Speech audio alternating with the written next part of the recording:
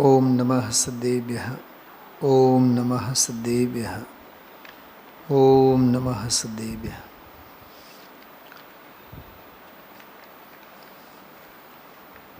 9, 10 અને 11 ત્રણ દોહરાઓ ઉપરની ચર્ચા પૂજ્ય ગુરુદેવશ્રીએ અત્રે આજે કરી છે.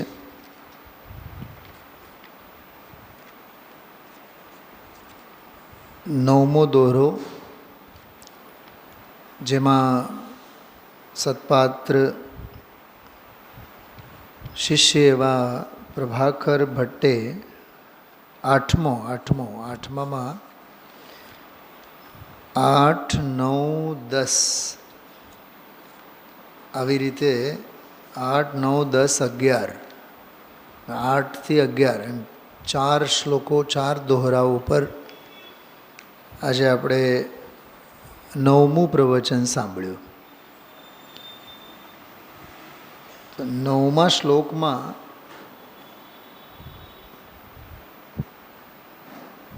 આ સંસારમાં રહેતા અનંત કાળ વીતી ગયો,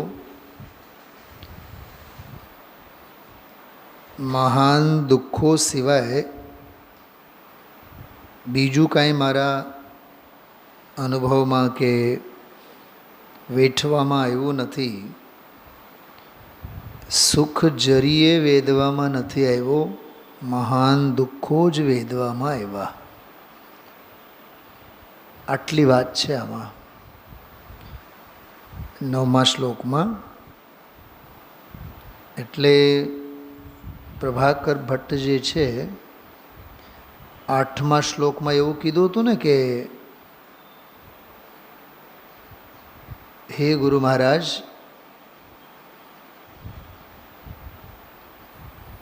એ યોગિંદુ દેવ ગુરુને નમસ્કાર કરીને હવે વિનંતી કરે છે. એટલી જ વાત 8મા શ્લોકમાં હતી. 9મા શ્લોકમાં એ વાત આવી કે આ સંસારમાં રહેતા અનંત કાળ વીતી ગયો, પણ મને સુખની પ્રાપ્તિ, સુખનો સ્વાદ જરીએ નથી આવ્યો. એટલે આપ શ્રી મને સુખની વાત કરો એવી એમને વિનંતી કરી. એ આજે 9મો શ્લોક,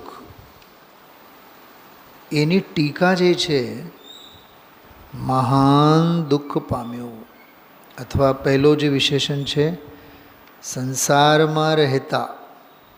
તો આમ આપણને સંસારમાં રહેતા એટલે એક સામાન્ય શબ્દ લાગે, પણ આ સામાન્ય શબ્દ નથી. આમાં પંચ પરાવર્તનોની અપેક્ષાએ દુઃખોની અનંત હારમાળ ધ્યાને લઈ એકેન્દ્રિયથી માંડીને સંઘની પંચેન્દ્રિય મનુષ્ય ભાવમાં પણ આવ્યો, છતાં આત્માની પ્રાપ્તિ, અનુભવની પ્રાપ્તિ મહાદુર્લભ કેમ થયું પડ્યું છે, એની બધી ચર્ચા આજે, એ ચર્ચા પૂરી થઈ આજે. એનો ઘણો બધો ભાગ ગઈકાલના સ્વાધ્યાયમાં ગુરુદેવશ્રીએ લીધી હતી. થોડીક એની આપણે ચર્ચા લઈશું 9મા શ્લોકને આધારે. પછી 9મા શ્લોકના સંદર્ભમાં જ એક વાત બહુ સરસ આવી વચ્ચે. ઓલો જે સંદર્ભ આવ્યો એક અન્ય આગમ ગ્રંથનો, એમાં એક વાત આવી હતી કે આવો જૈન શાસ્ત્રનું જ્ઞાન પ્રાપ્ત કરીને પણ જે પ્રમાદી બની રહે છે, એ નિયમથી સંસારરૂપી ભયાનક વનમાં ભટકતા રહે છે. એટલે પામેલા હોવા છતાં પણ પ્રમાદી, સરવાળે પંચ પરાવર્તન. બેન શૈલાબેન શું કીધું? ત્રણ પોઈન્ટ યાદ રાખવા જેવા છે. પામ્યું બધું છતાં પ્રમાદ, સરવાળે પરાવર્તન, પંચ પરાવર્તન. ખ્યાલમાં આવ્યું? બધું જ પામ્યું છે, બધું જ મળ્યું છે, પણ છતાં પણ પ્રમાદી બની રહે છે, તો સરવાળે પંચ પરાવર્તન થાય છે. એની જે વ્યાખ્યા ગુરુદેવશ્રીએ કરી છે એ બહુ સરસ છે. પાના નંબર 126 ઉપર એ વાંચવા જેવું છે કે પર્યાયમાં ભગવાનને સમીપ કરતો નથી, પર્યાયમાં રાગ અને જાણપણાને સમીપ રાખે છે, સ્વભાવના સમીપથી દૂર વર્તે છે. કાકા સમજાણું? આ 126માં પાને આ બે ફકરા બહુ સરસ છે. ખ્યાલમાં આવ્યું? એમાં મેં નાટક સમયસારમાં આવેલી એક વાત મેં લખીને રાખી છે. આમાં મેં 2 શબ્દો લખી રાખ્યા છે કે જે સૂંઘા તો બને છે પણ ચૂંઘા નથી બનતા. શું કીધું? એ સૂંઘીને જતા રહે છે. અમે જૈન છીએ, અમે ધર્મની ક્રિયાઓ કરીએ છીએ, અમે બહુ ધર્મમાં ઊંડા, અમને બધું બહુ ખબર પડે. આમાં એ ગુરુદેવશ્રી એવું બોલ્યા, અમને બધું ખ્યાલ છે, અમે બધું જાણીએ છીએ, અમને હવે બીજું કાંઈ જાણવાની ગરજ નથી. એમ બિલકુલ આ જ ભાષામાં ગુરુદેવશ્રી બોલ્યા છે. આ પાના ઉપર જ એ બધી વાત છે કે અમે શાસ્ત્રો જાણ્યા છીએ, અમે વાંચ્યા છીએ, અમને વાતો કરતાં પણ આવડે છે. સમજાણું? એવા જીવોને માટે કીધું કે તમે સૂંઘતા તો થઈ ગયા પણ ચૂંઘતા ન થયા. બનારસીદાસજીના શબ્દો છે આ. સૂંઘવું એ આખો વ્યવહારાભાસમાં જાય, ચૂંઘવું સ્વાદ લેવું એ સંકિતમાં જાય. સત્પાત્ર જીવ તો એ છે. નાટક સમયસારમાં 5 પ્રકારના જીવો છે: ડૂંઘા, ઘૂંઘા, ઊંઘા અને સૂંઘા અને ચૂંઘા.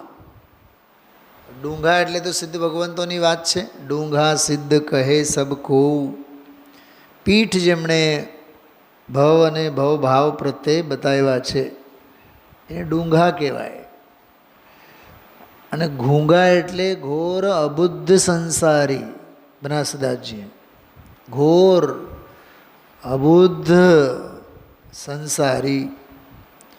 અને ઊંઘા એટલે વિષય ભોગો આદિકમાં પ્રમાદમાં જે સૂતા હોય, ધંધો, વ્યાપાર, પૈસા, અરે બાહ્ય સામાજિક પ્રવૃત્તિ બધા ઊંઘામાં આવે. સમજાણું? તો ડૂંઘા, ઘૂંઘા, ઊંઘા. હવે જરીક વિશુદ્ધિવાળા, હા, જરીક પુણ્યના પ્રસંગે ખેંચીને આવેલા. કોણ? સૂંઘા. સૂંઘા એટલે સૂંઘી ભર લેનારા. એવા વ્યવહારભાષીની નોંધ ગુરુદેવશ્રી લીધી. જાણપણું છે, વ્યવહારની ક્રિયાઓ કરે છે, એટલે પરાશ્રયમાં જ જીવન ગાળે છે. સમજાણું? તમે જોજો એમાં એ બહુ સરસ વાત કરી છે. પણ એ ચૂસતો નથી, પરમાર્થનો પ્રાશન નથી કરતો, ચૂંઘા નથી બનતો. ત્યાં બનારસદાસજી એવું લખ્યું છે, ચૂંઘા મોક્ષ જીવ અધિકારી. મોક્ષ માટેનો તો અધિકારી કોણ છે? કે ચૂંઘા છે. સમજાણું? તો એ એક પ્રકરણ આમાં બહુ સરસ છે. વારંવાર વિચારમાં લેવા જેવું છે. હું વાંચીને બતાવીશ, આખો પ્રકરણ લઈશ. અત્યારે તો કેવળ મુખ્ય બિંદુઓની વાત કરીએ. પછી મોક્ષમાર્ગ પ્રકાશકનો આખો એક સંદર્ભ આવ્યો બહુ જોરદાર. એને દ્રવ્યલિંગી મુનિ છે, 7મા અધિકારની બધી વાત કરીએ આશ્રવના સંદર્ભમાં, આશ્રવ તત્વની ભૂલ એના સંદર્ભમાંનો વિષય લીધો કે અન્ય દેવાદિકની સેવા કરતા નથી, હિંસા આદિકના વિષય આદિકમાં પ્રવર્તતા નથી, ક્રોધાદિક કરતા નથી, મન વચન કાયને રોકે છે. ખ્યાલમાં આવ્યો? મિથ્યાત્વાદિક 4 આશ્રવ હોય છે, તે કાર્યો તે કપટ વડે પણ કરતા નથી. એટલી હદે 127માં પાને. એટલે છલ પ્રપંચ કપટ વડે કરતા નથી, પણ કરવું શું જોતું હતું? આત્માનું શ્રદ્ધાન, સ્વરૂપ અને સ્વભાવનું શ્રદ્ધાન. એ નથી કરતો. એટલે વ્યવહારે પૂરેપૂરા અને નિશ્ચયે સાવ ખાલીખમ. સમજાય છે? કરવું જોઈએ જેનું સ્મરણ કરી રહ્યા છીએ એનો નિત્ય વિસ્મરણ. એમ એ વાત છે આમાં. એ ગ્રેવેગવાળી બધી વાત કરી. જો એ દ્રવ્યલિંગ પણ સારું એ બરાબર ન કરે તો એ ગ્રેવેગ સુધી પણ નહીં જાય. દ્રવ્યલિંગી દશામાંનો જીવ જ ગ્રેવેગ જાય. તો ક્રિયામાં તો એ પૂરેપૂરા છે, પણ એ રાગના પક્ષમાં, ક્રિયાના પક્ષમાં, પરિણામોના પક્ષમાં રહે છે.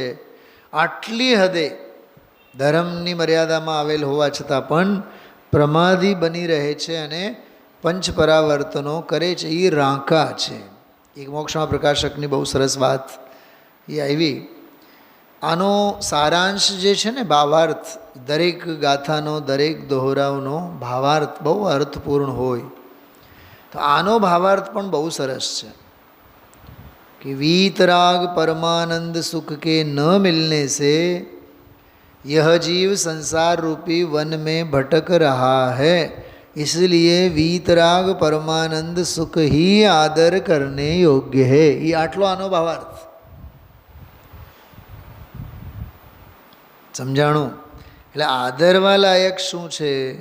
એમાં પર તરફની દિશા અને દશા, સ્વ તરફની દિશા અને દશા, એની બહુ સરસ ચર્ચા આમાં કરી. જો એ એટલી 1.5 લીટીનો ભાવાર્થ સમજાવવા માટે ગુરુદેવશ્રીએ કળશ ટીકામાંનો 173 નંબરનો કળશ આવે છે, 173, કે હે પ્રભુ તમે સર્વત્ર અધ્યવસાનને છોડાવ્યા, પણ ત્યાં અમે તો એમ જ કહીએ કે પરનો આશ્રય જેટલો જે કાંઈ છે એ બધો જ વ્યવહાર તમે અમને છોડાવ્યા છે. પાના નંબર 129 ઉપર સર્વત્રાધ્યવસાયમેવ મખિલમ ત્યાજ્યમ યદુક્તૈ જિનૈ, એ મૂળ કળશ છે.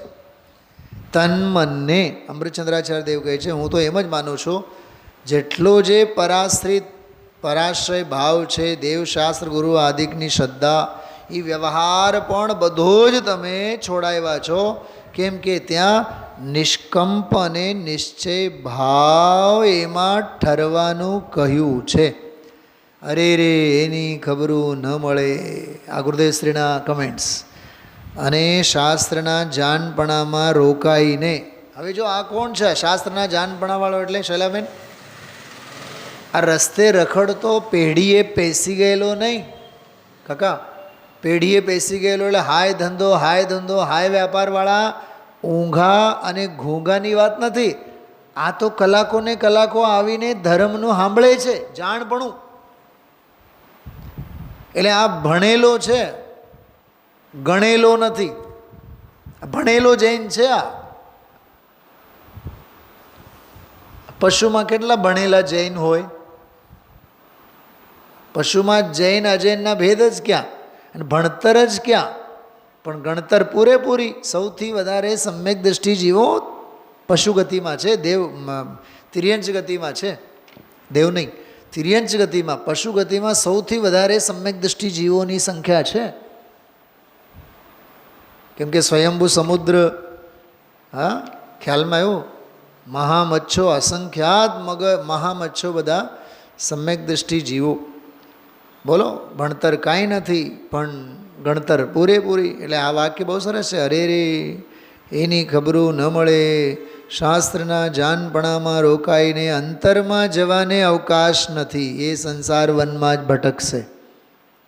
બોલો, પ્રભુજી અબ ના ભટકેંગે સંસાર મેં, અબ अपनी हो अब अपनी खबर हमें हो गई. કેટલી સરસ વાત છે.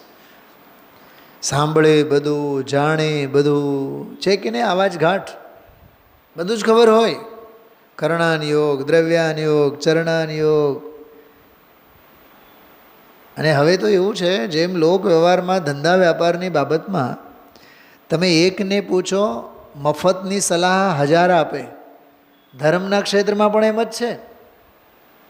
હું તમને એક પ્રસંગ બતાવું કે સોનગઢમાં વર્ષ 2 વર્ષ પહેલાં જ્યારે કોઈ એક 2-3 દિવસના કંઈક પ્રવાસે હું ગયો હતો. 2-3 દિવસ રોજ પ્રક્ષાલમાં જતો હું. તો એ ઉત્સવના દિવસો એટલે પ્રક્ષાલમાં પછી લાઈન લાગી હોય. બાકીના દિવસોમાં તો ભગવાનને કોઈ પૂછે નહીં, તો લૂછે ક્યાંથી? હોય જ નહીં ભગવાનના પ્રક્ષાલ વગેરેમાં. પણ તે દિવસે છે ને બધાએ લાઈન લાગી હતી અને હું લાઈનમાં જ ઊભો હતો. પાછળ આગળ મારી આગળ હજી 8-10 જણા હતા, 5-6 જણા હતા. અને ગર્ભગૃહમાં અંદરમાં જઈએ ને તો ટેબલ ઉપર બધા અંગ લૂછનાના બધા કપડાં મૂકેલા હતા. તો કેટલાક એમાં સૂકા હતા, કેટલાક ભીના હતા. હવે આમ સૂકા કપડાં લઈ જવાના અને પછી ઓલા ભીના થાય, પછી ત્યાં જળ આપેલ હોય, પછી એને તે લૂછીને ટેબલ ઉપર મૂકવાનું હોય. તો એક ભાઈએ મને પ્રશ્ન પૂછ્યો, લગભગ એ મારી લાઈનમાં સામે ઊભા નહોતા, પણ એ આમ પ્રક્ષાલ કરીને આમ આવ્યા અને એને મને પ્રશ્ન પૂછ્યો કે આ કપડું ક્યાં મૂકવું, એમ એટલું જ પ્રશ્ન પૂછ્યો. અને હું હજી એને જવાબ આપું નહીં આપું, લાઈનમાં જેટલા ઊભા હતા ને 10-12 જણા, બધાએ એને માર્ગદર્શન દેવા માંડી અને હું મૂંગે મોડે એમને જ ઊભો રહ્યો. કેમ કે મને વિચાર આવ્યો, એક તો વેદી ઉપર સિમંદર તીર્થંકર છે, એક આ લાઈનમાં ઊભા છે બધાએ તીર્થંકરો છે, તો આપણી તીર્થંકરત્વની પીપુડી ક્યાંથી વાગે? કંઈક સમજાણો? એટલે હું હજી બોલવા જાઉં નહીં જાઉં એટલી વારમાં તો, એટલે આ બધી ધાર્મિક બાબતોમાં પણ તમે એકને પૂછો ને તો 25 તમને સલાહ આપે. બધાએ તરુણ છે. તરુણાબેન, ધર્મમાં હવે 6 દ્રવ્ય 7 તત્વ 9 પદાર્થ બધું જ બધાને આવડે. નહીં આવડે તો મૂંગા મૌન રહેતા નથી આવડતું. નથી હોતો આપણા મહિલા મંડળના કાર્યક્રમમાં, બેન તમે બોલો, બેન તમે બોલો, ભાઈ તમે બોલો. બધાએ વક્તા પ્રવક્તાઓ છે. શું કીધું? આ માર્ગ મૌનનો છે. હમણાં જ મેં વિદ્યાર્થીઓને એક વાત કરી હતી, સૌથી અકળ અને અઘરી ભાષા કઈ? ગુજરાતી, હિન્દી, સંસ્કૃત, પ્રાકૃત, અપભ્રંશ, કઈ? કાકા બોલો. કાઠિયાવાડી, કચ્છી, ગુજરાતી, રાજસ્થાની, ઢુંઢારી, મધ્યપ્રદેશી, મેવાડી, કઈ ભાષા? હા, તમિલ, તેલુગુ, કન્નડ, મરાઠી, મલયાલમ, કોંકણી, કઈ ભાષા સૌથી અઘરી? કે નહીં, કોઈ ભાષા અઘરી નથી. મૌન એક એવી ભાષા છે, એ અકળ ભાષા છે. સમજનાર હોવા જોઈએ. ખ્યાલમાં આવ્યું? ગઈકાલ રાત્રે મેં એક બહુ સરસ ભજન લીધું છે, આખું 15 મિનિટ સુધી સાંભળ્યું. બહુ સરસ છે. 138માં કળશનો અનુવાદ છે. 12 કડી છે, 12. ખૂબ આનંદ લીધો એનો.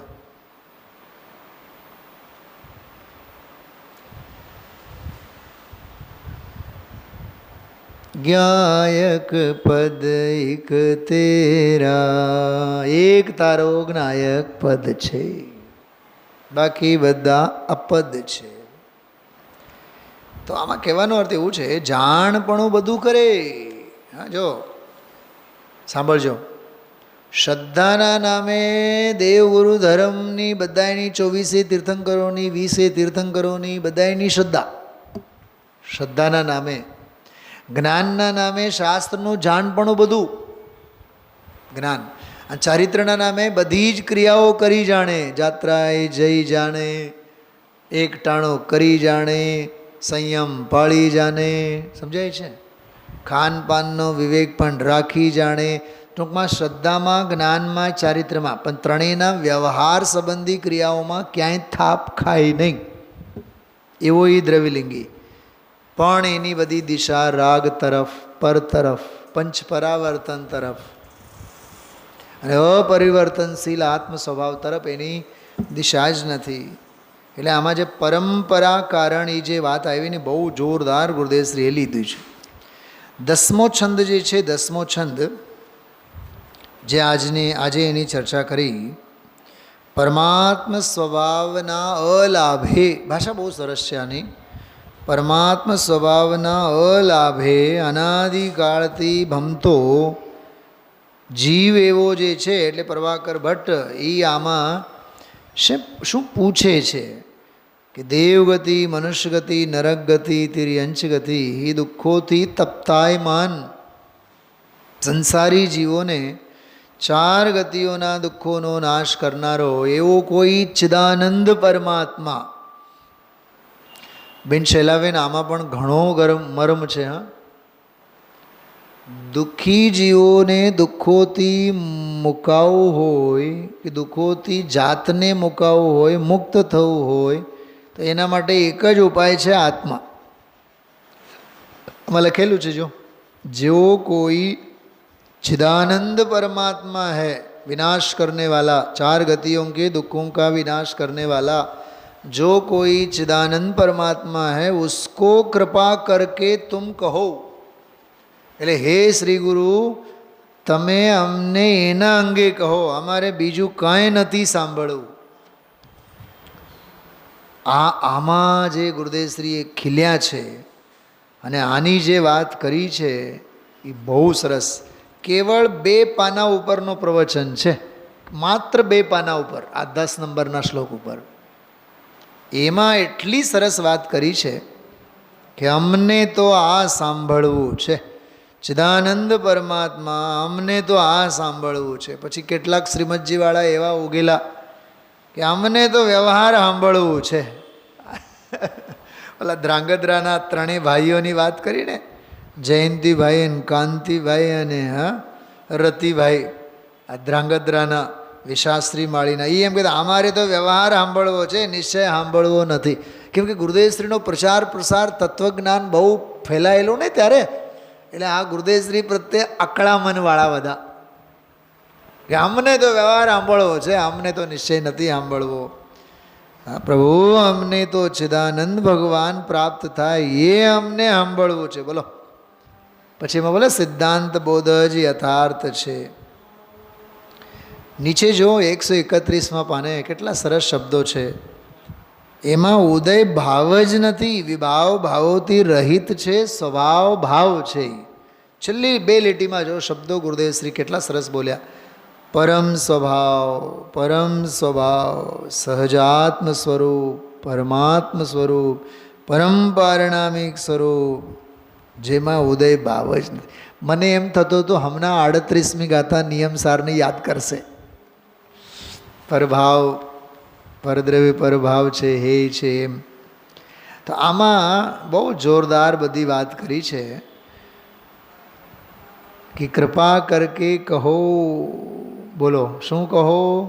અમને તો ચિદાનંદ ભગવાન પરમાત્મા સુખામૃતથી ભરેલો જેનો આશ્રય, એનો વીતરાગ પરમાનંદ પ્રાપ્ત થાય એ વાત અમને સંભળાવો. એ નિશ્ચયની વાત સંભળાવો, બસ પરમાર્થની વાત સંભળાવો.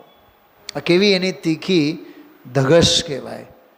હા, એવો જ આત્મા, એની અમને વાત કરો.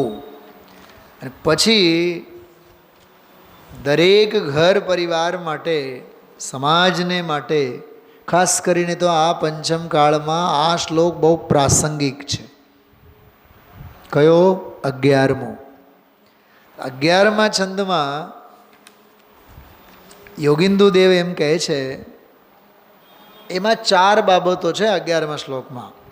પૂર્ણ પૂર્ણ પણમિવી પંચગુરુ, અમૂળ શ્લોક.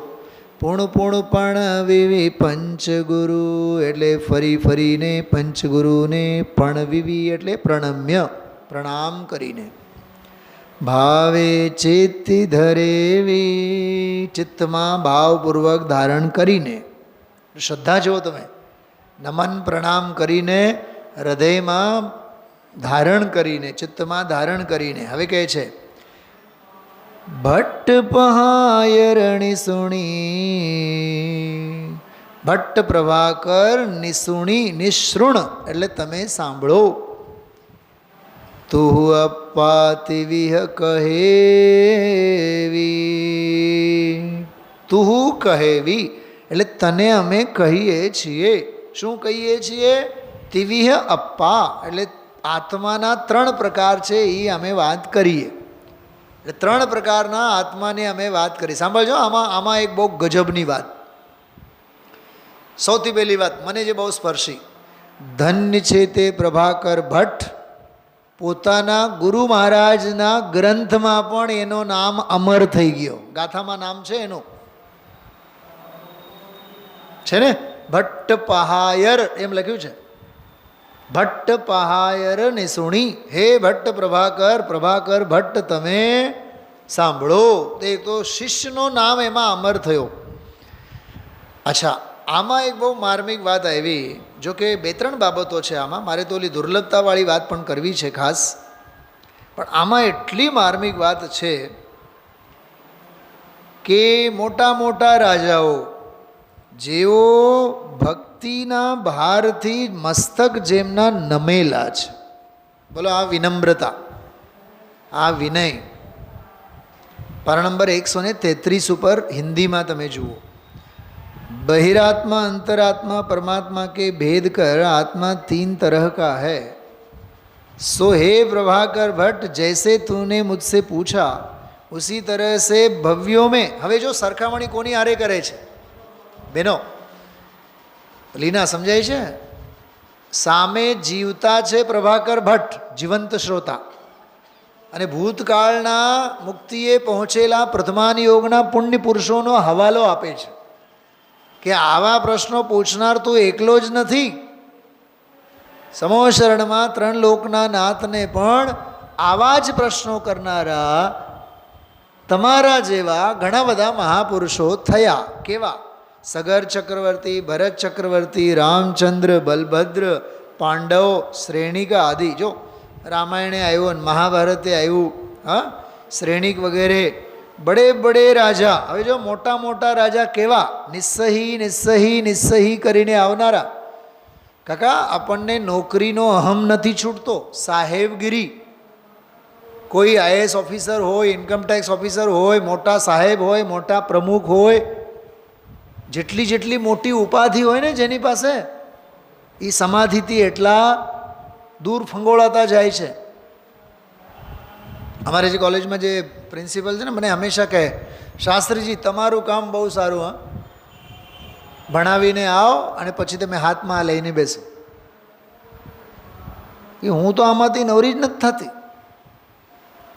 બધાને હાચવવામાં, બધા શિક્ષકોને હાચવવામાં, વિદ્યાર્થીઓને હાચવવામાં, ટૂંકમાં મેનેજમેન્ટમાંથી, વ્યવસ્થામાંથી જ વ્યવસ્થા કરાવતા કરાવતા પોતે એટલા અવ્યવસ્થિત થઈ જાય કે પોતાની મતિ જ વ્યવસ્થિત ન થાય. મેં થોડીક પ્રવચન સારની સ્ટાઇલમાં વાત કરી. હા કાકા, મેં મારા લાઈફમાં સપોર્ટિંગ મોનિટર તરીકે તો રહ્યો, પણ મેઇન મોનિટર તરીકે સ્કૂલમાં કોઈ દી નહીં. એ મગજમારી તમે કરો, છાનામાના બેહાડવાનું, ક્લાસમાં એમને ભણાવવાનું, ક્લાસ ટીચર ન હોય, નોટબુક ચેક કરવાના. ભંગીનું કામ થોડું કરવું છે, ઓલો બોર્ડ સાફ કરવાનું. હા, પણ દુનિયાને બહુ રસ છે, બાહ્ય પ્રવૃત્તિમાં એટલો બધો રસ છે. મારી દીકરીનો ઘણીવાર તમને દાખલો આપું છું. નાની દીકરી સાવ બાળ મંદિરમાં હતી ત્યારે મને કે પપ્પા હું તો હવે ડસ્ટર મોનિટર. મેં કીધું ડસ્ટર મોનિટર? શેનું ડસ્ટર મોનિટર? કે મેડમ છે ને એ રોજ મને જ ડસ્ટર આપે. મેં પૂછ્યું એણે કે ધોયેલું કે લૂછેલું? બોર્ડ સાફ કરીને જે સાવ ગંધાતું હોય ને, ટૂંકમાં ધૂળ ધમાલથી ભરેલ બેગમાં, અને બેગ પછી સાવ રંગીન થયેલું હોય, ધવલ ધવલ. એ કેવળ બાળકની જ વાત નથી, આપણી બધાની વાત છે. દુનિયાની મજૂરીમાં કેટલો રસ છે આપણને. તત્વની મંજૂરીમાં રસ નથી, દુનિયાની મજૂરીમાં રસ છે. અરે મંજૂર તત્વને રાખો, મજૂર નહીં બનો. એટલે આમાં પરમ પ્રભાકર ભટ્ટ જે છે એને કહે છે કે ભાઈ મોટા મોટા રાજાઓ પણ जिनके भक्ति भार कर नम्रीभूत मस्तक हो गए हैं, મહાવિનય વાલે, શબ્દ તો જુઓ. હા, તત્વ સાંભળનારમાં કેટલી કુણાશ જોઈએ, કેટલી મૃદુતા જોઈએ. મહાવિનય વાલે. હવે તો અકળામણ વધી ગઈ છે જીવોમાં, અકડ વધી ગઈ છે. મને ઘણી વાર વિચાર આવે, આવી અમૃત જેવી વાતને હૃદયમાં બેસાડો હોય તો કેટલી સરળતા જોઈએ. હા, કેટલી સરળતા જોઈએ. હીરાને ઓપ આપીએ એના માટે હથોડો જુદો હોય, અને સોનાને ઘડીએ એનો સાધન જુદો હોય. સમજાય છે? કેટલી વિનમ્રતા, કેટલી કુણાશ, કેટલી મૃદુતા. આ ઉત્તમ માર્દવ ધર્મના ધારક જીવો હોય આ બધા, મહાવિનય વાલે. પરિવાર સહિત સમો શરણ મેં આકર કે. બતાવો હવે આ પંચમ કાળમાં સભામાં કેટલાના પરિવારના બધા સભ્યો હોય છે? બોલો બેન, તમે નવા બેન બધો બતાવો, તમને પૂછું છું. બાયડી હોય તો ભાયડા ન હોય, ભાઈ હોય તો બાઈ ન હોય, મા બાપ હોય તો છોકરા ન હોય, ગઢ્યા બુઢ્યા હોય તો દીકરો ન હોય, વહુ ન હોય. બેન શૈલાબેન, આ પંચમકાળની વાસ્તવિકતા છે કે નહીં? અરે ધન્ય છે તે આદિનાથ ભગવાન. માતા પિતા, દીકરા દીકરી, આખો પરિવાર માર્ગમાં લાગેલા. નંદા સુનંદા, આદિનાથ તો ખરા જ. આદિનાથ તીર્થંકર, નંદા સુનંદા બધી અર્જિકા પદને ધારણ કરીને સમોશરણમાં વિરાજમાન થયા. મોટો દીકરો ચક્રવર્તી, નાનો દીકરો કામદેવ, બીજા ઘણા બધા દીકરાઓ ગણધર. ચક્રવર્તીના દીકરાઓ દીક્ષા લઈને હાલ્યા. બ્રાહ્મી સુંદરી, શ્રાવિકા શિરોમણીની શ્રેણીમાં. એટલે તમે જુઓ, ત્રણે ચારે પેઢી સમોશરણમાં બેઠી છે.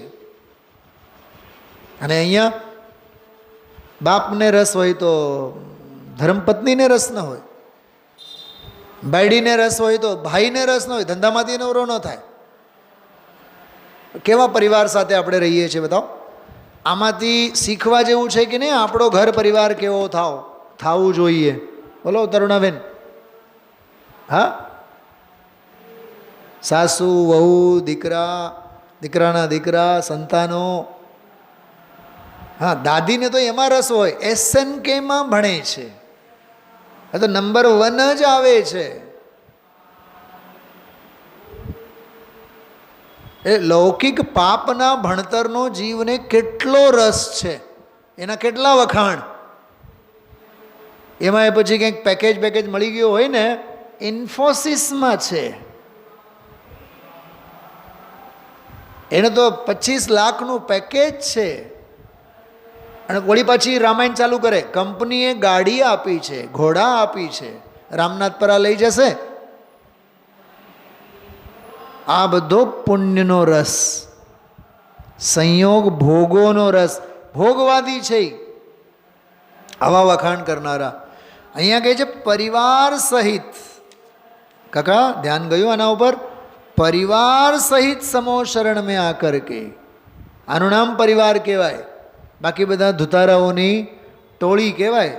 વીતરાગ સર્વજ્ઞ પરમ દેવ સે સર્વ આગમ કા પ્રશ્ન કર. ચારેય અનુયોગોના जिज्ञासाओं प्रश्नों કર્યા. उसके बाद सब तरह से ध्यान करने योग्य शुद्धात्मा का ही स्वरूप पूछते थे. जो સાંભળજો, બે વાત થઈ.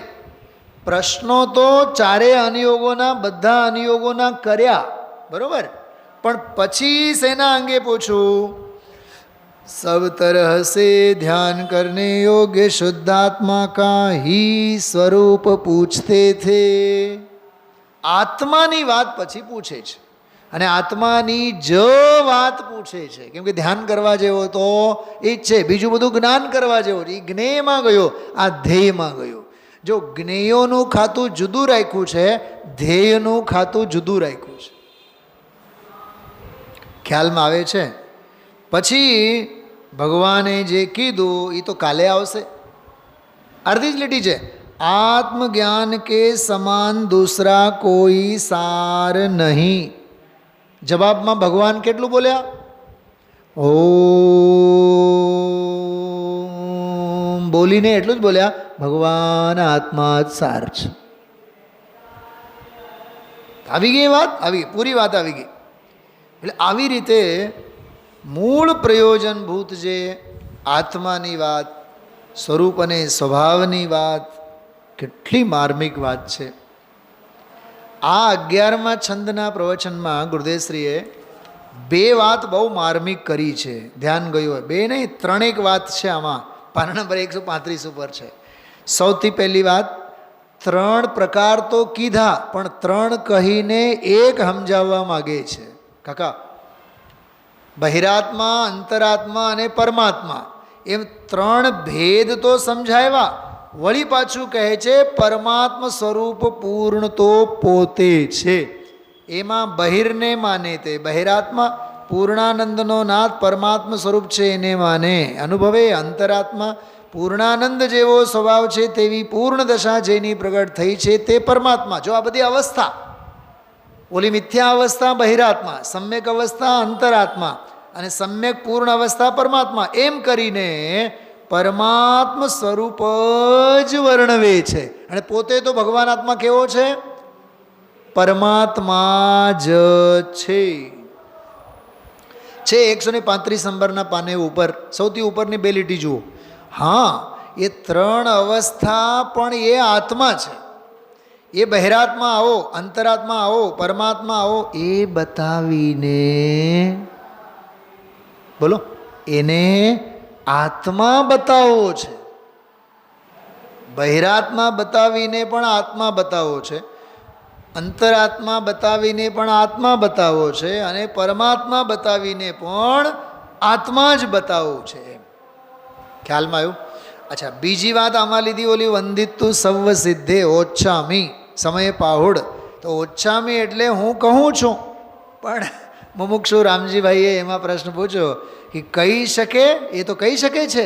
તો ગુરુદેવ બોલે છે કહી શકે એ વાત નથી, અંદર કહી શકવાનું નિમિત્તપણું હોય છે. જો આ સિદ્ધાંત એમાંથી કેટલો ગૂઢ કાઢ્યો ગુરુદેવશ્રીએ, નિમિત્તપણાનું જ્ઞાન કરાયું છે. આગળ એક બહુ સરસ વાત આવી જે પુરુષાર્થ સિદ્ધિ પાયની છે.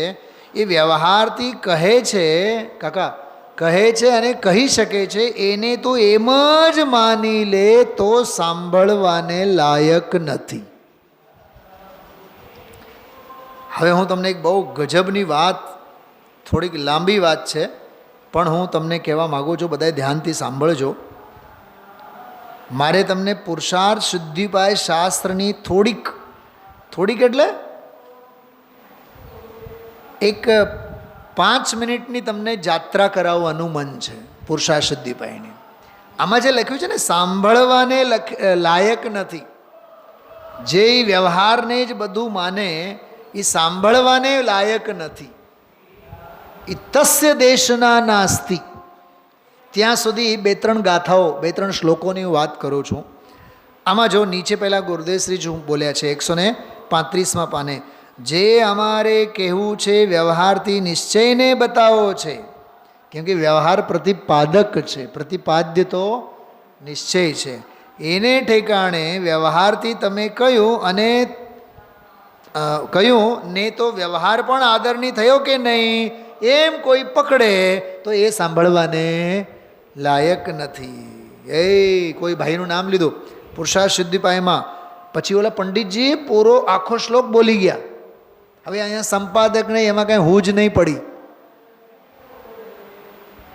મેં છે ને ચેતનભાઈને હંમેશા કહેતો, સભામાં કોઈ વિદ્વાન, કોઈ શ્રોતા કોઈ આગમના મૂળ સંદર્ભનો ઉલ્લેખ કરે તો કાઉન્સ કરીને શ્રોતા દ્વારા, મુમુક્ષુ દ્વારા એમ કરીને એ શ્લોક એમાં લખવો જોઈએ.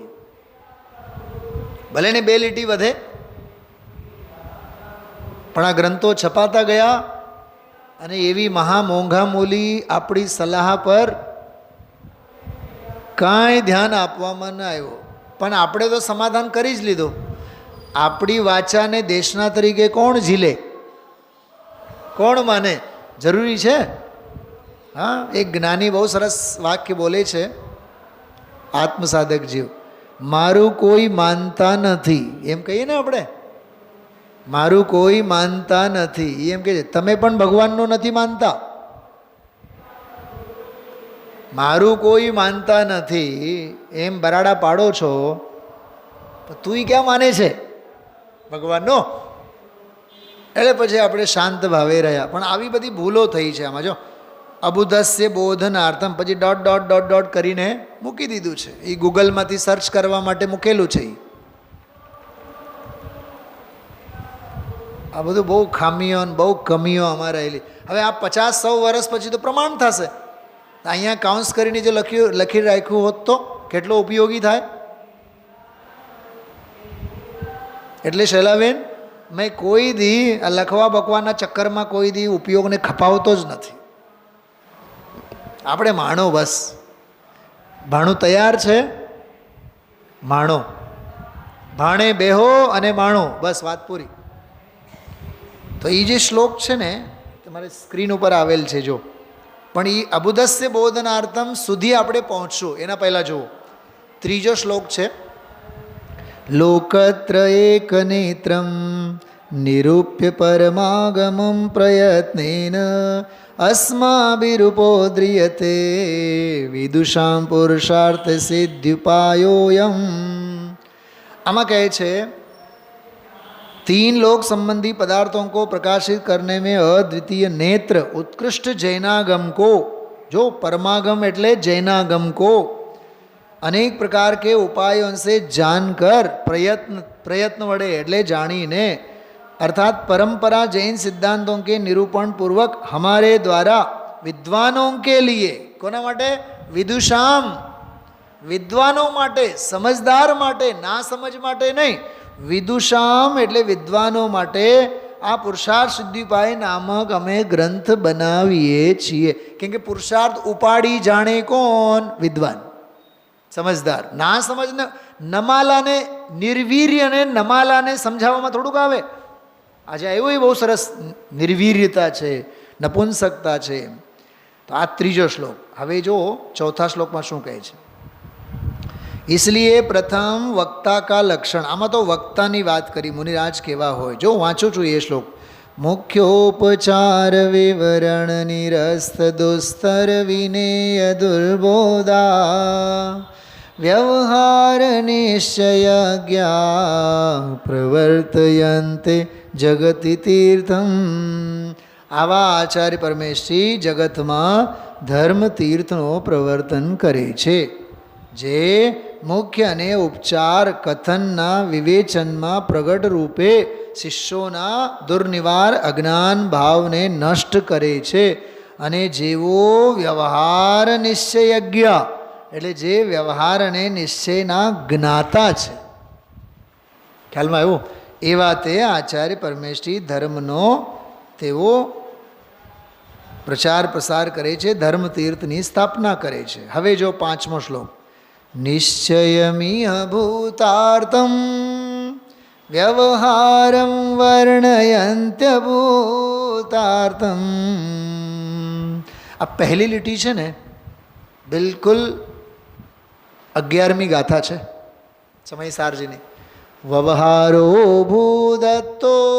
હા, આપણને સમયસાર આવડે તરુણાબેન, પણ પુરુષાર્થ સિદ્ધિભાઈ કોઈ દી આપણે ખોલીને જોયા ન હોય. કડકડાટ પ્રાકૃત ગાથા આવડે, વ્યવહાર બધો અભૂતાર્થ છે. આ થોડાક બીજા બધા શાસ્ત્રોનો પણ અભ્યાસ અવગાહના થવી જોઈએ.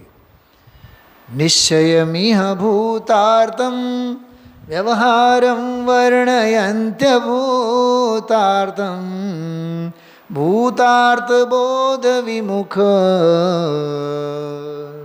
પ્રાયઃ સર્વોપી સંસાર. ગજબની વાત છે બીજી લીટીમાં. ભૂતાર્થ બોધ વિમુખ. ભૂતાર્થ બોધથી જે વિમુખ છે, પરાન્મુખ છે. હમણાં આવ્યું ને, જાણપણું કરે, ધર્મને પામે, પણ અંદર આત્માને જે ન જાણે, એવી વાત આમાં કહે છે. ભૂતાર્થથી જે વિમુખ છે, એટલે નિશ્ચય જ્ઞાન પરમાર્થ જ્ઞાનથી જે વિરુદ્ધ અભિપ્રાયવાળો છે. બોધ એટલે અભિપ્રાય.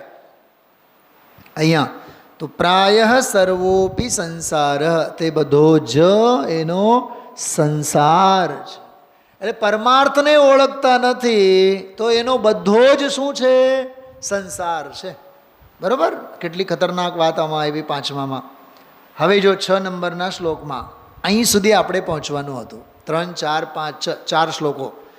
અબુધસ્ય બોધનાર્થમ, અબુધને બોધ આપવા માટે, અબોધને જ્ઞાન કરાવવા માટે, અજ્ઞાનીને જ્ઞાન કરાવવા માટે, મુનીશ્વરાદેશયંત્ય ભૂતાર્થમ.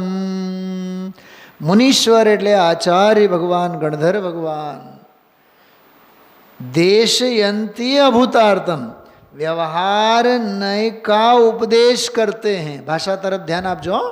व्यवहार नय का उपदेश करते हैं, परंतु जो जीव व्यवहार में केवलम, વ્યવહારને જ કેવળ જાણે છે. અહીંયા અવયથી એટલે પ્રાપ્ત કરે છે, પામે છે, ચોંટી પડે છે, ભોંટી પડે છે, અપનાવે છે, ધર્મ માનીને એમાં ને એમાં પેસી જાય છે.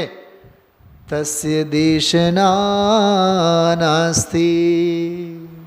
પરમાર્થને સમજાવવા માટે વ્યવહારની શૈલીએ જ્ઞાની ગુરુઓ ઉપદેશ આપે, પણ જે વ્યવહારને જ સર્વસ્વ સમજે, સર્વસ્વ માને, તેને માટે દેશના નથી. આમાં ગુરુદેશે કીધું આજે, તે ઉપદેશને માટે લાયક નથી. અરે ત્યાં સુધી કીધું સાંભળવાને લાયક નથી, એ શ્રવણને લાયક નથી. ટૂંકમાં એ શ્રોતા જ નથી, એમ એ શ્રોતાને પાત્ર નથી. ખ્યાલમાં આવ્યું? હવે ઓલો જે 9મો શ્લોક જેમાં દુર્લભતા અંગેની વાત કરી, થોડોક એ આખો અનંત સંસારમાં મારો અનંતકાળ વીતી ગયો, એની થોડીક વાત આપણે જોશું. 116 નંબરના પાના ઉપર છે, હિન્દીમાં ટીકામાં તમે જુઓ, ઝડપથી બધાએ જોડાઓ. એમાં ઉપરની ઘણી લાંબી વાત કરી અને ચોથી લીટીમાં કહે કે अनंतकाल बीत गया, ऐसे संसार रूपी समुद्र में रहते हुए मुझे हे स्वामी अनंतकाल बीत गया. બરાબર? પણ આ અનંતકાલ બીત ગયા એની બધી લાંબી વ્યાખ્યા 10-12 પંક્તિઓમાં કરી છે, એ વાંચીએ આપણે. संसार में एक इंद्री से दो इंद्री, ते इंद्री, छो इंद्री स्वरूप विकलत्रय पर्याय पाना दुर्लभ कठिन है. आ पहलो बोल. विकलत्रय से पंचेंद्री सैनी, सैनी એટલે संगनी, 6 पर्याप्तियों की संपूर्णता का होना दुर्लभ. आ बीजो पॉइंट. त्रीजो, उसमें भी मनुष्य होना अत्यंत दुर्लभ. त्रीजो, बराबर. उसमें आर्य क्षेत्र दुर्लभ. जो 1, 2, 3, 4 आगळ. उसमें से उत्तम कुल ब्राह्मण क्षत्रिय वैश्य वर्ण पाना कठिन. कठिन એટલે दुर्लभ. વળી પાછો કહે છે એમાં પણ સુંદર રૂપ, સમસ્ત 5 ઇન્દ્રિયો કી પ્રવીણતા, આ તો એક શક્તિની વાત છે બહારની, દીર્ઘ આયુ, बल, निरोग, शरीर निरोग, जैन धर्म, इनका उत्तरोत्तर मिलना कठिन. भाषा जो भाषा कठिन એટલે दुर्लभ. कभी इतनी वस्तुओं की प्राप्ति हो जाए तो श्रेष्ठ बुद्धि, केवी बुद्धि? बुद्धि मात्र नहीं, समझण धरावती बुद्धि, श्रेष्ठ बुद्धि, श्रेष्ठ धर्म श्रवण. શું કીધું? ક્રિયાકરણ નહીં, શૈલાબેન, ક્રિયાકાંડનો રસીલો નહીં, ધર્મ શ્રવણ. શાસ્ત્ર શ્રવણ એ નહીં, કથા શ્રવણ નહીં, ધર્મ શ્રવણ. બહુ સરસ શબ્દ છે. એટલે જે આત્મધર્મ છે, વીતરાગી શાસન છે, એ ધર્મ શ્રવણ. શ્રવણ તો ઠીક, પણ ધર્મ કા ગ્રહણ, धर्म का धारण, धर्म का श्रद्धान, धर्म का संयम, विषय कषायों से निवृत्ति, क्रोधादि कषायों का अभाव होना અત્યંત દુર્લભ है. આમાં અત્યંત દુર્લભ એમ લખેલું છે. ગુરુદેવ સ્ત્રીની વિચક્ષણતા જુઓ. અહીંયા અત્યંત દુર્લભ લખેલું છે, પણ સંસ્કૃતમાં પરંપરા દુર્લભતી એવું લખેલું છે. તમે જોઈ શકો છો સંસ્કૃતમાં ટીકા પાછળ. મેં જોયું ગુરુદેવશ્રી જ્યારે બોલ્યા ને એ ત્યાંથી કાઢીને આ બોલ્યા. મૂળમાં છે પરંપરયા દુર્લભેશુ એમ. પરંપરા દુર્લભ છે એટલે એક પછી એક બધું દુર્લભ છે. इन सबों से उत्कृष्ट शुद्धात्म भावनारो वीतराग निर्विकल्प समाधि का होना बहुत मुश्किल है, क्योंकि उस समाधि के शत्रु, जो समाधि ना शत्रु मिथ्यात्व विषय कषाय आदि का विभाव परिणाम, उनकी प्रबलता है. कषायों ની प्रबलता, मिथ्यात्व मोहनी प्रबलता, मोहनी जोरावरी. पंडित दीपचंदजी कासलीवाल साहेबे अध्यात्म मंच संग्रह में आवा शब्दों प्रयोग करे, मोहनी जोरावरी.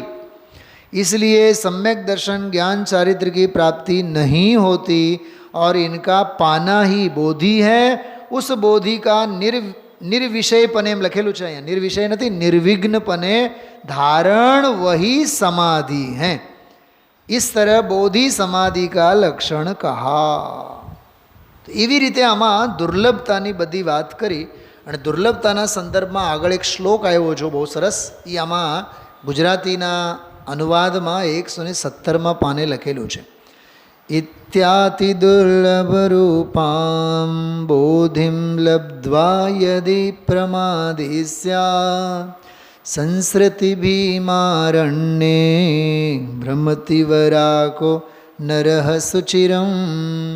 અતિ દુર્લભ બોધિ પામીને. વાહ, શું કીધું? અતિ દુર્લભ બોધિ પામીને એટલે ઓલો આખો એકેન્દ્રીથી લઈને જૈન કુળ સુધી, જૈન તત્વ સુધી પામ્યો ને, એ બધું બોધિ એમ લીધું અહીંયા. અતિ દુર્લભ બોધિ પામીને જો જીવ પ્રમાદી થાય તો તે વરાક એટલે બિચારો રાંક છે. પુરુષ સંસાર રૂપી ભયંકર અરણ્યમાં ઘણા કાળ સુધી ભ્રમણ કરે છે. ખ્યાલમાં આવ્યું? અને આનો ભાવાર્થ પણ છેલ્લે એવું લીધું છે, તમે ભાવાર્થમાં પણ જોઈ શકો, ગુજરાતીમાં જોઈ શકો, હિન્દીમાં જોઈ શકો. અત્રે જે વીતરાગ પરમાનંદ રૂપ, પાના નંબર 117 નીચે ગાથા 9 ઉપર પ્રવચન લખેલ છે, એના ઉપરની લીટી. જે વીતરાગ પરમાનંદરૂપ સુખની પ્રાપ્તિ ન થતાં આ જીવ અનાદિકાળથી ભટક્યો તે જ સુખ ઉપાદેય છે, એવો ભાવાર્થ છે. નાસ્તિની પણ વાત કરી, અસ્થિની પણ વાત કરી, રોગની પણ વાત કરી, રોગના ઇલાજની પણ વાત કરી, અને એના ઉપાય ઔષધિ પણ આમાં આપી દીધી. એવી આ અદ્ભુત ચર્ચા 9, 10, 11 અને 12 આટલા શ્લોકોમાં આપણે આજે ગુરુદેવશ્રીના વ્યાખ્યાનને આધારે કરી છે. કેટલું બધું હોય એમાં, સમયસાર, પુરુષાર્થ સિદ્ધિપાય, અને જે ચાલે છે એ તો ચાલે જ છે, પરમાત્મ પ્રકાશ. એટલે હંમેશા છે ને આવા વિષયોને બહુ અંદરમાં ચાવથી, ભૂખને ઉઘાડીને, શ્રદ્ધાની ભૂખને ઉગાડીને, દર્શન શુદ્ધિ, જ્ઞાનની વિશુદ્ધિને ખોલીને, સ્વરૂપની રમણતાના અપૂર્વ અભિપ્રાયે આપણે સાંભળવું જોઈએ. હવે આ બોધિ દુર્લભની જે વાત આવી એના સંદર્ભમાં એક બહુ સરસ કાર્તિકેયાનુપ્રેક્ષામાંથી એને આધારે આ બધું પ્રકરણ છે ને, કાર્તિકેયાનુપ્રેક્ષા છે, જ્ઞાનાર્ણવ છે, ભગવતી આરાધના છે, એમાં બહુ આવે આ, ખાસ કરીને કાર્તિકેયાનુપ્રેક્ષા. તો એનો એક ભાવાનુવાદ 12 ભાવનાઓમાં છે, હું વાંચું છું, સાંભળો. નરદેહ ઉત્તમ દેશ પૂરણ આયુ શુભ આજીવિકા. એના પહેલાંની પણ એક કડી લઈએ. इंद्रियों के भोग एवं भोगने की भावना है सुलभ सब दुर्लभ नहीं है इन सभी का पावना है महादुर्लभ आत्मा को जानना पहचानना है महादुर्लभ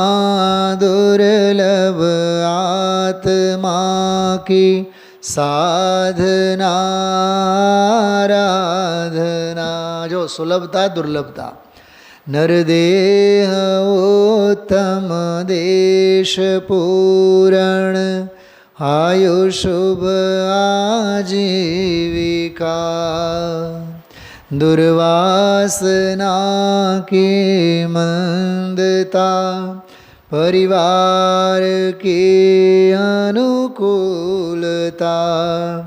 सत्सज्जनों की संगति सद्धर्म की आराधना है उत्तरोत्तर महादुर्लभ आत्मा की साधना है उत्तरोत्तर महादुर्लभ આત્મા કી સાધના. ઘણી બધી સમુચ્ચય વિષય વસ્તુ ચારેક છંદોને આધારે કરીને આપણે આ દુર્લભ બોધિ દુર્લભ ભાવનાના સંદર્ભમાં પ્રાપ્ત સંયોગો સ્વભાવ ભાવને પ્રાપ્ત કરવા માટે કેટલા કારગર સિદ્ધ થાય એવા છે એના માટે સત્પુરુષાર્થ અંદરનો ઉપડવાનો રહ્યો એની આ અપૂર્વ પ્રેરણા આજના સ્વાધ્યાયમાં છે. વિચારશો. ઓમ નમઃ સિદ્ધેભ્યઃ.